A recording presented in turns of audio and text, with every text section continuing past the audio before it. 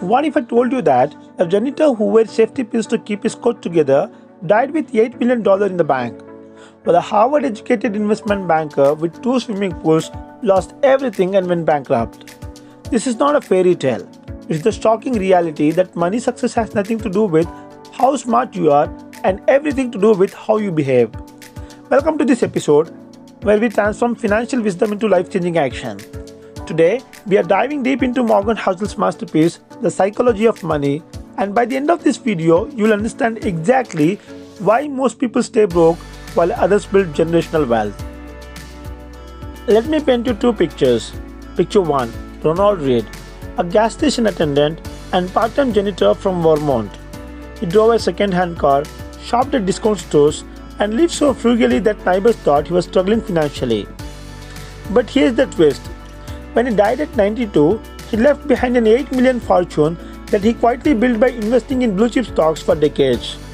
Nobody saw it coming. Picture 2. Richard Fuscone, Harvard MBA, high-flying investment executive. He lived in a mansion with multiple swimming pools, drove luxury cars, and seemed to have it all figured out. But during the 2008 financial crisis, he lost everything. Bankruptcy, foreclosure, gone. Here's the million-dollar question. How did the janitor become the multimillionaire while the Harvard graduate went broke? The answer will completely change how you think about money forever. And that answer lies in the 5 powerful psychological principles that separate the wealthy from the worried. Lesson 1. Luck can discontrol more than you think.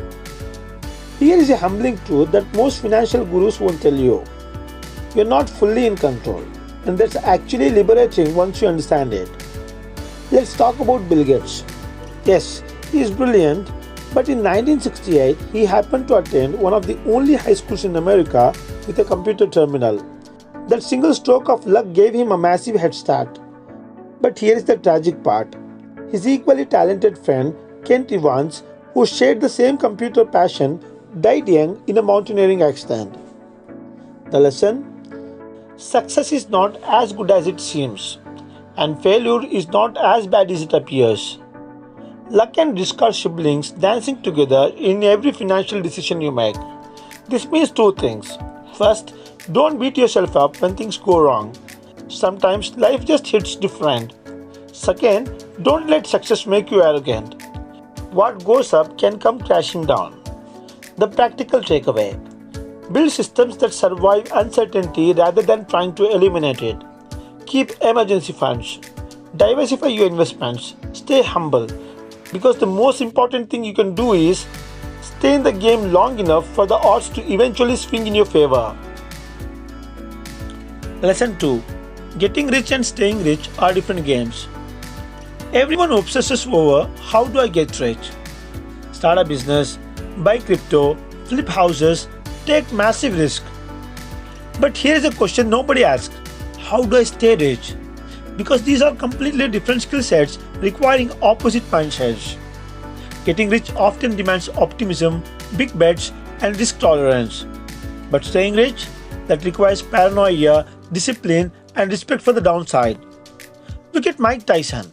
He earned over $400 million as a boxer and ended up $23 million in debt. Or consider Sam Bankman-Fried, who built a $26 billion crypto empire and lost it all because he kept gambling even after winning big. Now contrast that with Warren Buffett. He didn't make flashy bets or try to double his money overnight. He just kept doing the boring right thing for 70 years. Here is the mind-blowing stat. Of Buffett's $84.5 billion net worth, $84.2 billion, virtually all of it, came after his 50th birthday. His secret was not superior stock picking. It was never interrupting the compounding process. The practical lesson. Yes, take calculated risk to get ahead. But once you do, shift your mindset from maximizing returns to maximizing survival. In money, the winner is not who burned brightest. It's who lost longest. Number 3. Real wealth is what you don't see. Imagine someone pulls up next to you in a Ferrari. Your first thought, wow, they must be rich. But here is what you actually know. They spend a lot of money. That Ferrari is not wealth, it's the opposite of wealth. Real wealth is the cash they didn't spend on that car.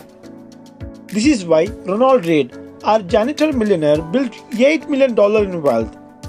Nobody saw him investing quietly for decades because true wealth is invisible. Meanwhile, 70% of Americans live paycheck to paycheck, even many earning six figures, because they confuse high income with actual wealth. Let me break this down simply. Income is what you earn. Spending is what you show off. Wealth is what you save and invest. And it's completely invisible to the outside world. This is why someone making $60,000 can retire early while someone making $200,000 lives paycheck to paycheck. Here's the practical reality. The people who look the richest often are not. Because truly wealthy people don't need to prove anything. They're too busy buying back their time, their freedom, and their peace of mind. The real status symbol is not what you drive. It's the freedom to not worry about money. Lesson 4. The deadly trap of never enough. Quick question. How much money do you need to feel wealthy? Whatever number popped into your head. What happens when you hit it? Will you stop or will the goalpost mysteriously move? This is the most dangerous psychological trap in all of finance. Studies show most people believe they need 2 to 3 times their current income to feel rich. That gap never closes unless you consciously close it yourself. Morgan Housel tells the devastating story of Rajat Gupta, a man who rose from poverty in India to become head of McKinsey and Company, sitting on boards with billionaires with a net worth of $100 million. But that was not enough. He wanted more. So he committed insider trading and lost everything. Reputation, wealth, freedom. All because he couldn't stop climbing. Here's the psychological twist that will blow your mind. When you see someone driving a Ferrari, you don't think that person is amazing. You think, if I had that car, people would think I'm amazing. That's what Housel calls the man in the car paradox. You spend money chasing admiration, but admiration doesn't come from possessions. The practical challenge. Define your version of enough. Not society's, not Instagram's, yours. And when you reach it, have the courage to stop. Because the richest person is not the one with the most toys. It's the one who can look around and honestly say, I have everything I need. Lesson 5. Money's true purpose, time freedom. Here is the most underrated idea in the entire book. The highest form of wealth is not Lamborghinis or luxury vacations. It's control over your time. Forget early retirement fantasies. What money really buys when used correctly is the power to say, I don't want to work this weekend. I want to take a month off. I want to work on what matters to me. As Morgan Housel writes, the ability to do what you want, when you want, with who you want, for as long as you want, is the highest dividend money pays. Think about how different life feels when you make decisions from freedom instead of fear. Here is the liberating truth. You don't need millions to taste this freedom. Even a 3 to 6 months emergency fund gives you options. It means a layoff doesn't break you. A toxic box doesn't own you. Your time is not controlled by desperation. This is why saving is not about denying yourself, it's about buying back control, $1 at a time. Let's bring this all together. The psychology of money is not just about dollars and cents. It's about designing a life that's truly yours. Here are your 5 takeaways. 1. Respect luck and risk. Don't judge too quickly. And don't play games you can't afford to lose. 2. Master both getting and staying wealthy. They require opposite skills. 3. Real wealth is quiet and hidden in your habits, not your purchases. 4. Define enough for yourself and have the courage to stop there. 5. Money's highest purpose is buying time freedom, not status stuff. The real question is not how do I get rich, it's how do I design a life where I feel truly wealthy. Because wealth is not a number, it's the power to say no, the space to breathe, the time to love and create and explore. If this video opened your eyes to the psychology behind money, smash that like button. Drop a comment telling me which lesson hit you the hardest. And subscribe if you are ready to build wealth with intention, not just information. Remember, you don't win the money game by out-earning everyone. You win by designing a life that's genuinely yours. The real flex is not your bank account, it's your freedom.